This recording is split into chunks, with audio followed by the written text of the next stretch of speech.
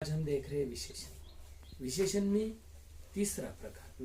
हम तीसरा प्रकार देख रहे हैं। तीसरे प्रकार का नाम विशेषण का है परिमाणवाचक विशेषण। परिमाणवाचक विशेषण में जिसके नाम में ही है परिमाण। परिमाण यानी कोई न कोई नाप तोल का साधन या कम ज्यादा होने का। तो इसकी परिभाषा भी छात्रों देखना बेहद जरूरी है। जो विशेषण संज्ञा के परिमाण का बोध कराता है उसे परिमाणवाचक विशेषण कहते हैं। याद ही करना है छात्रों आपको। यदि आपको परिमाणवाचक विशेषण का यानी आने वाले समय में कोई भी उदाहरण हो, ये तो हम 3-4 उदाहरण देख रहे हैं, लेकिन इसके अलावा जब कभी आप पढ़ाई करते समय आपके पाठ्य पुस्तक के शब्दों में तुरंत आपको हाँ सर ने ये बताया, हाँ ये परिमाणवाचक विशेषण है। तो इसके हम उदाहरण जैसे देखो, रामू ने 2 किलो आम खरीदे। देखो यहाँ पर 2 भले ही संख्यावाचक विशेषण लेकिन किलो परिमाणवाचक विशेषण है। किलो ये क्या है? परिमाणवाचक। तो 2 किलो यह परिमाणवाचक विशेषण है। किसान ने 5 लीटर दूध बेचा।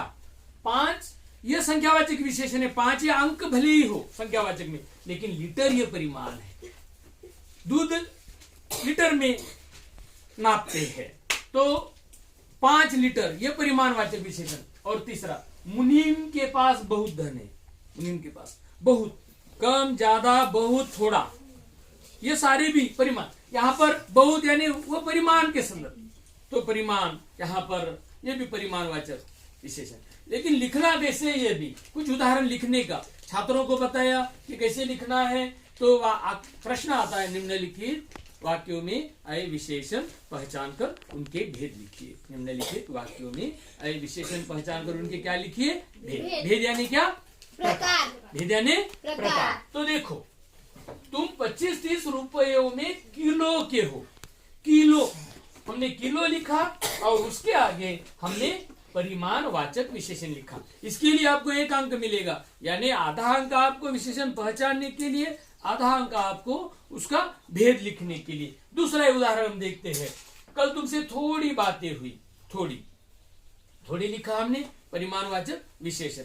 स्वाध्याय छात्रों, आपको कम से कम यहाँ पर 2 वाक्य दिए गए और दूसरे आपको 5 वाक्य आपके पाठ्य पुस्तक के विशेषण, वह भी परिमाणवाचक विशेषण के चुनकर लिखने हैं। पहला ही वाक्य स्वाध्याय का, मैंने 3 किलो चीनी खरीद ली।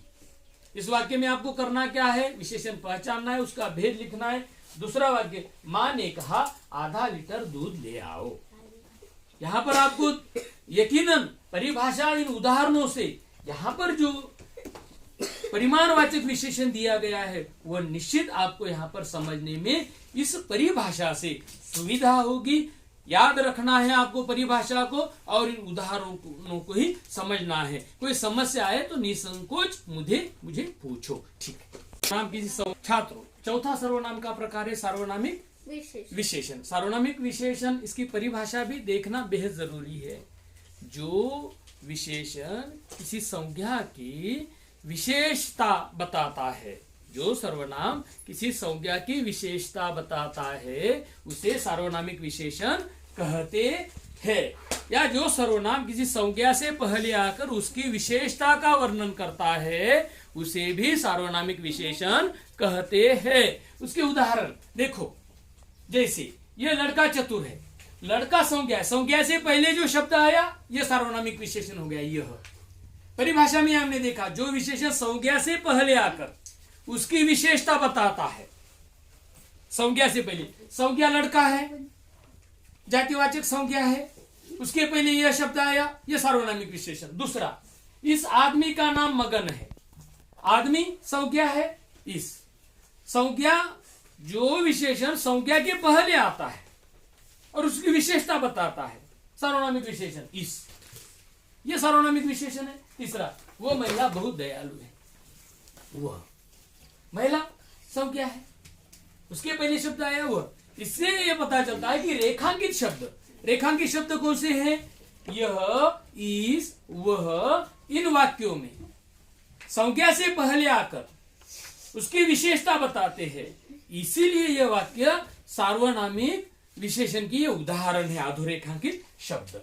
तो कुछ उदाहरण लिखने का भी ढंग, ये भी जरूरी है। इस राजा ने उसे गले लगाया, इनाम के तौर पर राजा ने इस यहां पर यह सार्वनामिक विशेषण है, तो इस लिखना है और उसके आगे सार्वनामिक विशेषण। यह भी याद रखना है कि उदाहरण लिखना कैसे है। दूसरा, यह रानी का महल है, रानी संज्ञा है और यह हमने लिखा और तुरंत सार्वनामिक विशेषण हमने यहाँ पर लिखा। स्वाध्याय भी छात्रों बेहद जरूरी है। कोई भी आया या नहीं आया वह जानने के लिए हमने कम से कम स्वाध्याय एक सर्वनाम का अभी तक देखा है।